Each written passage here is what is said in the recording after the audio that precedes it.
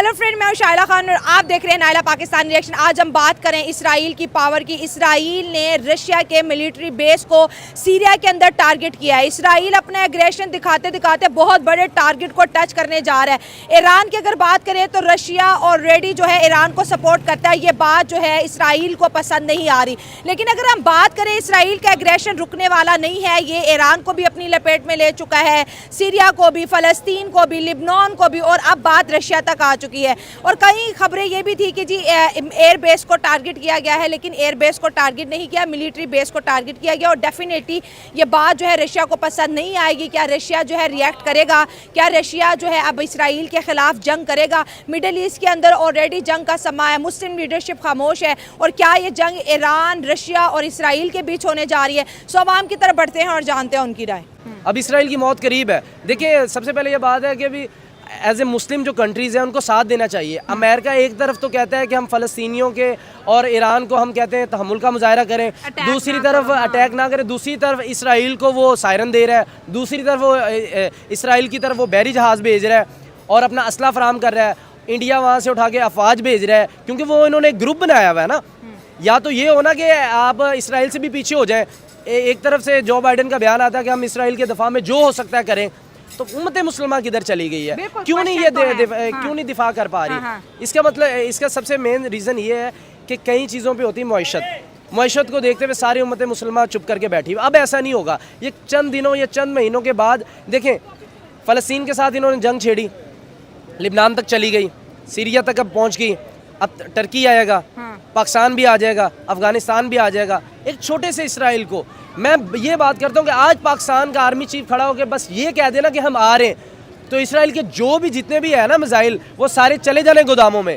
नहीं वो फेस कर सकते, लेकिन हिम्मत करनी पड़ेगी। ईरान की तरह हिम्मत करनी पड़ेगी। रशिया वाला मामला है ना, आपको पता है ईरान का अलायंस है रशिया के साथ, ठीक है। तो जिस तरह पाकिस्तान भी ईरान को कहीं ना कहीं सपोर्ट करता है, लेकिन मसला ये है कि जो G20 कंट्रीज़ है ना, वो बड़ी स्ट्रॉन्ग है और आपको तरक्की याफ्ता है, तो वो ग्रेटर इसराइल को सपोर्ट करती हैं। ठीक है। हमारा जो इत्तेहाद है वो इस तरह का इत्तेहाद है कि हर मुसलमान मुल्क का अपना अपना एक इंटरेस्ट है। ठीक है, हम अब इंटरेस्ट बेस है। बेसिकली हम इंटरेस्ट हैं। आप बयानबाजी भी देंगे, आप उसको कंडेम भी करेंगे, आप सब कुछ करेंगे, लेकिन प्रैक्टिकली आप इसराइल का कुछ नहीं कर सकते। वो इसकी मिसाल इस तरह है कि जब कभी इसराइल पे हम कंडेम करते हैं तो हम कहते हैं ना इनका बाइकआउट करें, ये करें। तो मुझे एक फीमेल कोई आउटसाइडर मेरे ख्याल फॉरेनर बंदी थी, उसने बोला आप सिर्फ चीज़ों को क्यों करते हैं, आप उनकी मेडिसिन का भी करें जो आपकी जान बचाती हैं, फ़ोन का भी करें, इंटरनेट का भी करें। तो मतलब जो चीज़ें आपको अच्छी लगती हैं वो आप इंजॉय करते हो, तो बाकी कहते जी वो कहते जी कि इनकी बोतल छोड़ दो, इनकी ये कर दें। तो ये है ना कि मुनाफिकाना रवैया हमारा। तो सबसे पहले हमें खुद को स्ट्रॉन्ग करना है। अच्छा, हम लोग कर्जे पे चलने वाली कौम है, तो जब तक हम स्ट्रॉन्ग नहीं होंगे हम तो मतलब बयानबाजी करेंगे। हमने तो सर, आपको क्या लगता है कि ये वॉर मिडिल ईस्ट को लपेट में ले लेगी? ईरान ने फ़लस्तीन, हमास, लिबनान, उसके बाद ईरान, और अब जो है अब रशिया को भी इन्वॉल्व कर लिया इसराइल ने। वो जो छोटे मुल्क है ना, उनको तो उन्होंने हिट करना ही करना है और वो आगे से कुछ ग्रेट इसराइल वो सिर्फ रेजिस्ट करेंगे। बाकी रही बात है, जहाँ तक रशिया को हिट करने की बात है कि अमेरिका के कहने पे और जो दूसरी ब्रिटिश जो कंट्री है, उन्होंने रशिया को थोड़ा सा हिट करने की इसलिए कोशिश की कि तुम जरा नहीं वो उसको सपोर्ट ना करे, वो ईरान को बैक सपोर्ट ना करे। बिल्कुल, रशिया ईरान को सपोर्ट ये है कि वो रशिया को इस तरह नहीं करेगा कि जिस तरह वो फ़लस्तीन को मतलब हिट कर रहा है या बाकी लेबनान को कर रहा है। वो छोटे मुल्क हैं, उनको कर रहे हैं। ईरान ने हिम्मत तो कर दी है, लेकिन ईरान के साथ अब खड़ा तो कोई नहीं। हर टीवी खबर पे ये चल रहा है ईरान को एग्रेशन नहीं दिखाना चाहिए था, ईरान ने बहुत बड़ी गलती कर दी है। ईरान कह रहा है कि भाई ये एग्रेशन दिखाना बड़ा ज़रूरी था। अमेरिका ईरान को कहता भी रहा था कि इसराइल तुम्हें गुस्सा दिला रहा है, तुमने हमला नहीं करना। आज तो ईरान देखिए 72 घंटे कहते हैं बड़े इंपॉर्टेंट बताए जाते हैं, इसराइल जो है अटैक करेगा। और जो इसराइल के पास टेक्नोलॉजी है वो दुनिया में किसी इस्लामिक कंट्रीज के पास नहीं है। उससे भी ज़्यादा पाकिस्तान के पास कंट्री के पास वो पावर है। शायद आपकी नॉलेज के लिए बता दूं, उसके ज़्यादा पाकिस्तान के पास पावर है। वो यही पावर है जो आप ये कह रहे हैं ना, टेक्नोलॉजी ये टेक्नोलॉजी सारी चली जाएंगी भाई। ये टेक्नोलॉजी की बात ना करें। पाकिस्तान चाहे ना कब से ये मिसाइल छोड़ दे तो आधा मिस्र भी जाता है। कहीं किसी तरह के कोई प्रॉब्लम्स होते हैं उसको देखना पड़ता है। अब ईरान ने जो कर दिया ना, ईरान अगर तबाह भी हो जाए ना, तो मुस्लिम उम्मा को किसी चीज़ का अब टेंशन नहीं होनी चाहिए। इज़्ज़त की ज़िंदगी एक दिन से 100 दिन की बेइज्जती की जिंदगी इज्जत से एक दिन बेहतर है।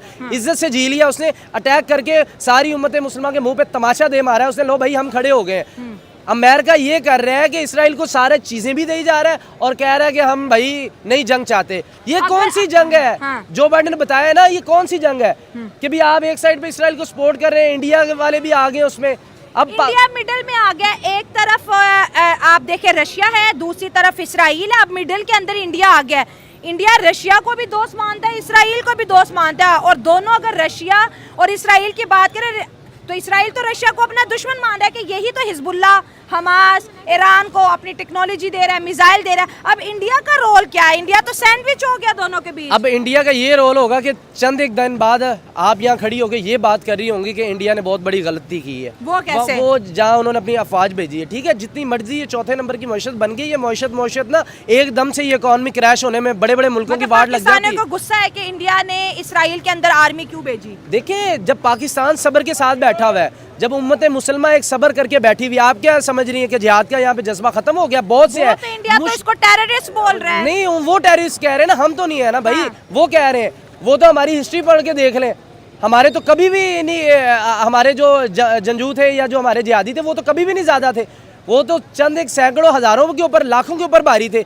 ये भी टाइम आएगा, उम्मत मुसलमान जाग रही है, ये ना सोचें चंद एक मजबूरियों की वजह से अगर कोई चुप है तो वो मजबूरियां खत्म हो जाएंगी। ये बॉर्डर कोई हैसियत नहीं रखते, मतलब डॉलर की मजबूरी खत्म कोई हो चक्कर नहीं, ये खत्म हो जाएगी जब एक हद से बात बढ़ जाएगी ना, जब ये खुद डूबने वाले होंगे। अभी आप तैयब उर्दगान का बयान सुनोगे ना, लिबनान फलस्तीन के बाद अब बारी हमारी है।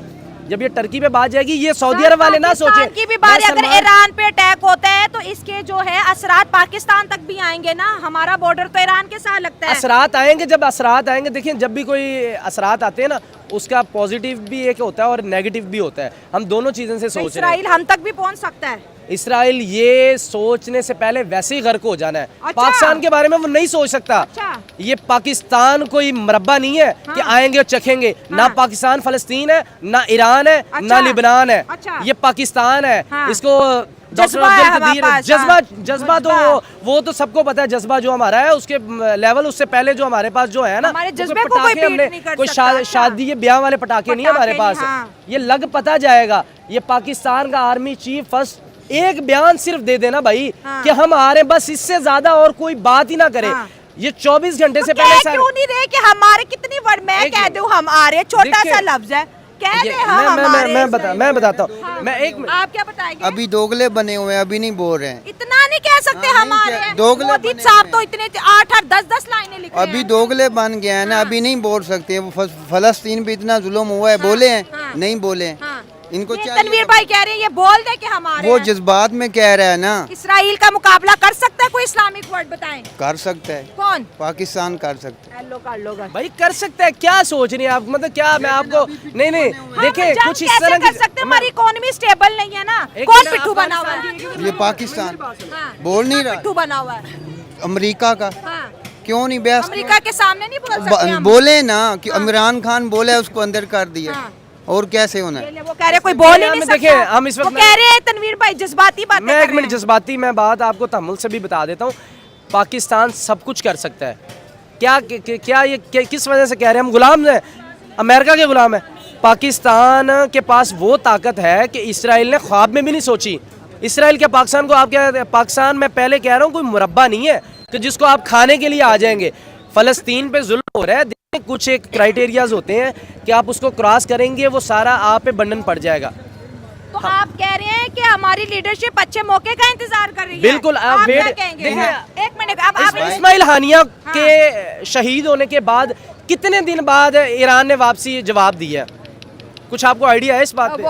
बोला ही नहीं है तो अब दिया है। अब जवाब दिया है ना। देखें ये कोई, मैं एक बात हमेशा कहता हूं, लेकिन ईरान ने ऐसे नहीं जवाब दिया। इसराइल ने काफी टाइम प्रोवोक किया है कि हमने आपके बड़े बड़े लीडर को जो है निपटा दिया, आप अभी तक चुप करके बैठे, फिर इसराइल ने रिएक्ट किया। आप एक मिनट आप क्या कहेंगे? एक मिनट की बात। पाकिस्तान दी कदों गैरत जागनी। अच्छा।